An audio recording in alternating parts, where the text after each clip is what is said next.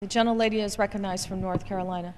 Thank you, Madam Speaker. I now yield 4 minutes to the distinguished gentleman from Virginia, Mr. Cantor. The gentleman from Virginia is recognized for 4 minutes. Thank you, Madam Speaker, and I thank the gentlelady from North Carolina.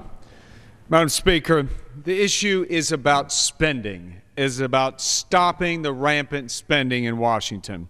And on November 2nd, Americans spoke decisively and sent an undeniable message to Washington to end wasteful spending. In the new Republican majority next Congress, Madam Speaker, the U-Cut program will be an integral part of our efforts to transform the culture of spending in Washington into one of savings. More than 2.4 million U-Cut votes provide us with a clear mandate to rein in spending and make the tough choices to get America back on the right path. This week's winning item, Madam Speaker, is a proposal developed by the gentleman from Colorado, Representative Doug Lamborn. This proposal would eliminate taxpayer funding for National Public Radio.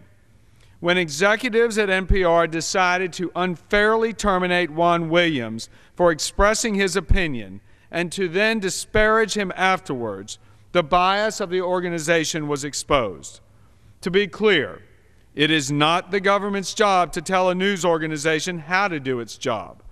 But what's equally as certain is that it should not be the taxpayers' responsibility to fund news organizations with a partisan point of view.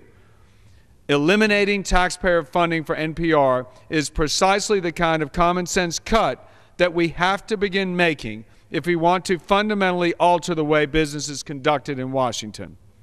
Over the past 2 years, Americans have become exasperated as they've watched the federal government grow to an unacceptable level of spending by spending record levels of money it simply doesn't have.